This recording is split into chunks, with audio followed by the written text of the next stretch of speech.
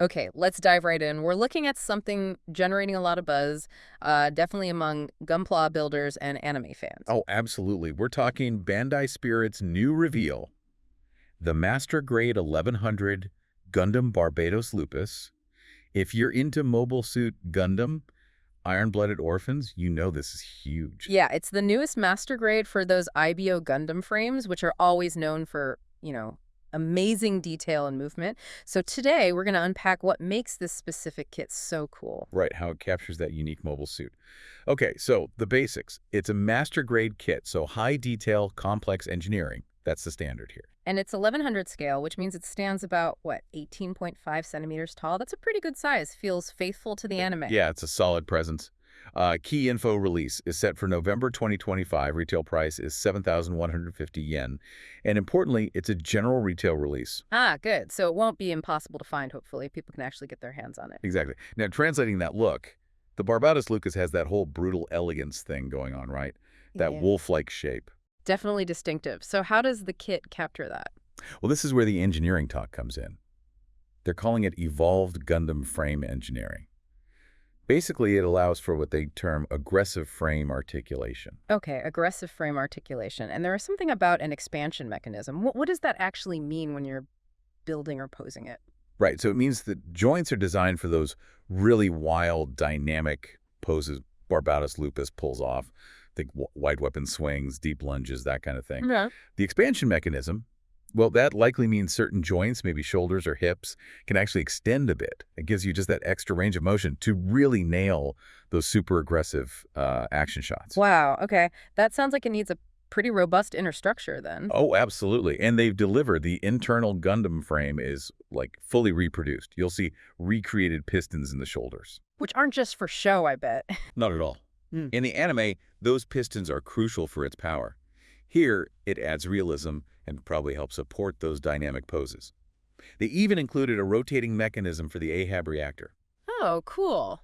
That's a nice lore touch. Yeah, it's a detail often skipped in smaller kits. Yeah. And it's all PS plastic, which, means great color separation right out of the box, typically. And Barbatos Lupus is defined by its weapons, right? It sounds like this kit delivers there too. It really does. You get the main weapon, that huge Mace Sword, plus the twin maces and a longsword, and an updated version of the original Barbatos mace, which apparently have a hidden sliding mechanism. Ooh, like it extends or something? Probably. Yeah. The description suggests it replicates some function from the show, maybe the striking surface shifting, has a bit of punch. You also get interchangeable forearm weapons. Cannons or rocket launchers. Right, you can choose. And the large railgun is included, too. Plus the functional subarms on the backpack, right? For Yeah. holding more stuff. Yep, those are there. And 3 pairs of optional hands for different grips. And, of course, decals, probably water slides and stickers for the final details. Okay. They've also mentioned an expansion set is planned, so more potential goodies later. Gotcha. So to really appreciate the kit's design, maybe give us a quick refresher on the mobile suit itself, the Barbatos Lupus. Good idea. So ASW G08 Gundam Barbatos Lupus. Yeah. It's basically the upgraded form of the original Barbatos after it took some heavy damage. Right, rebuilt by Taiwas. Exactly, at their Size 8 workshop. And the name Lupus Latin for wolf really fits its redesigned combat style. Much more predatory. And it was tuned specifically for the pilot Mikazuki Augus, wasn't it, to match his instincts? Precisely. Better mobility, updated thrusters. But a really key change was lengthening the limbs, especially the arms. Why was that? Just aesthetics? Not just aesthetics, no. It was functional. It helped synchronize the suit's movements with Mikazuki's spatial awareness through the Elia Vigilantes system. Yeah. Made it devastating in close combat. And you see that reflected in the armor, too. Lots of curved surfaces designed to deflect blows during high-speed attacks rather than just tanking hits. So when you look at this MG kit, Yeah.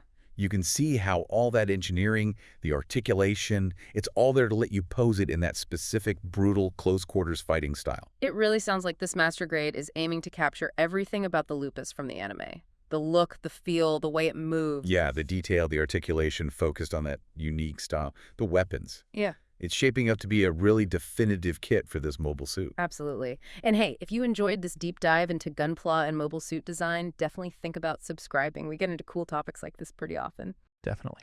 Which brings us to a final thought for you listening. Knowing how much engineering has gone into this kit to capture the Barbatos Lupus's brutal elegance and aggressive articulation. How does having that tangible model, something you can pose and interact with, change or maybe deepen how you appreciate the Mobile Suit's design and its whole fighting style compared to just seeing it on screen? Something to think about